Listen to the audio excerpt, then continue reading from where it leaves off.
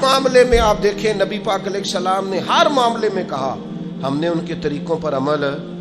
وہ 10 محرم کا روزہ رکھتے تھے, فرمایا تم ایک ساتھ بڑھا لیا کرو, 9 کا رکھ لو یا 11 کو رکھ لو. بلکہ یہاں تک کہ صحیح مسلم میں موجود ہے, یہودیوں نے کہنا شروع کر دیا تھا کہ نبی کریم تو ہر معاملے میں ہماری مخالفت کرنا پسند کرتے ہیں, یہ تو ہر معاملے میں الگ چلتے. کیوں؟ ہمارا اپنا کلچر ہے, ہماری اپنی تہذیب ہے, ہمارا اپنا تمدن ہے. ہم اس دین کے ماننے والے ہیں جو یہ بھی بتاتا ہے سلام کیسے لینی ہے, اور یہ بھی بتاتا ہے کتنی دفعہ لینی ہے, اور یہ بھی کہتا ہے دروازے پہ جانا ہے تو دروازہ کھٹکھٹا کے دروازے کے سامنے نہیں کھڑا ہونا, تھوڑا سا ہٹ کے کھڑا ہونا ہے. اور یہ بھی کہتا ہے کہ کسی کے گھر جانا ہے تو دروازے میں کوئی سوراخ ہو تو اندر نہیں جھانکنا. اور یہ بھی بتلاتا ہے کہ 3 دفعہ سے زیادہ دروازہ نہیں کھٹکھٹانا, نہ کھلے تو لوٹ آؤ.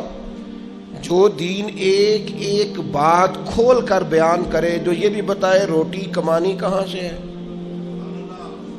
یہ بھی بتائے کھانے سے پہلے ہاتھ بھی دھو لینا, یہ بھی بتائے بیٹھ کے کھانا, یہ بھی بتائے کہ بسم اللہ شریف پڑھ کے کھانا, یہ بھی کہے ذرا چبا چبا کے کھانا, اور یہ بھی بتائے کہ کافر اور منافق 7 آنتوں سے کھاتے ہیں, زیادہ کھاتے ہیں, تم نے 1 آنت سے کھانا ہے. جو کھانے کا طریقہ بھی بتائے, سونے کا بھی بتائے, کسی سے ملاقات کا بھی بتائے, جو کسی کا انتقال ہو جائے تو تدفین کرنی ہے یہ بھی بتائے.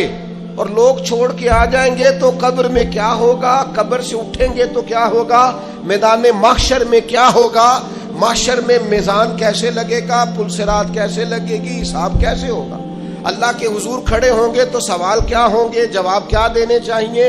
جو یہ بھی بتائے کہ اللہ تبارک و تعالی قیامت میں عدل کیسے کرے گا, اور یہ بھی بتائے کہ اپنے بندوں پر فضل کیسے کرے گا. جو دین یہ بھی بتلائے کہ قیامت والے دن جب گناہگار میدان محشر میں پریشان ہوں گے تو ایک کالی زلفوں والے محبوب آ کے سفارش بھی کریں گے, ان کی سفارش مانی بھی جائے گی, ان کے کہنے سے گناہگاروں کو چھوڑا بھی جائے گا. پھر لا یستوی اصحاب النار و اصحاب الجنہ, اصحاب الجنتی ہم الفائزون. جو بتائے کہ جب جنت میں چلے جائیں گے تو کامیابی ہوگی. تو جو بچے کے کان میں آذان دینے سے لے کر گٹی دینے سے لے کر جنت میں جانے تک کا سارا طریقہ جو دین بتائے, پھر اس دین کے ماننے والوں کو ادھر ادھر جانے کی دین اجازت دیتا ہے؟ ہر چیز تمہیں گھر میں بتائی ہے, پھر تھوڑا سا ادھر سے ادھار, تھوڑا سا ادھر سے ادھار. جو فیشن رات کو دیکھ لیا ٹی وی پہ سویرے کر لیا, جو نیا سٹائل آیا وہ چل گیا, جو نیا فیشن آیا وہ.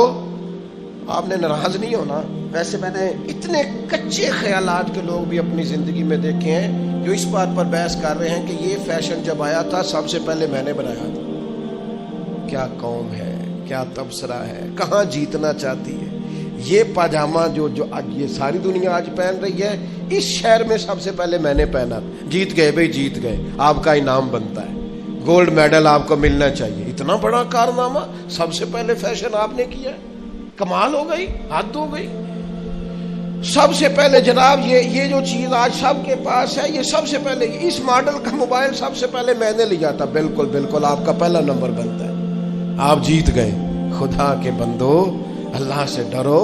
مسلمان ان چیزوں میں الجھ کر زندگی نہیں گزارتا, اس کی چاہتیں کچھ اور ہیں, اس کے انداز کچھ اور ہیں. وہ مٹی میں مل کے اور گھوڑے پہ بیٹھ کے اور گھوڑے کی ٹاپوں کی آواز سن کے والعادیات ضبحا فالموریات قدحا فالمغیرات صبحا فاثرن به نقعا فوسطن به جمعا.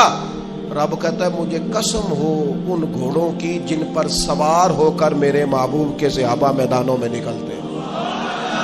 یہ شان ہے مسلمان کی, اس میں اندر ولولہ ہوتا ہے, اس کے رنگ کچھ اور ہوتے ہیں, اس کے انداز کچھ اور ہوتے ہیں. وہ مجمع دیکھ کر پریشان نہیں ہو جاتا, اس کو نئی گاڑی مل گئی تو اسے وہ کامیابی نہیں جانتا, وہ تو کہتا ہے کامیابی تو تب ملے گی جب مدینے والے مسکرا کے ملیں گے.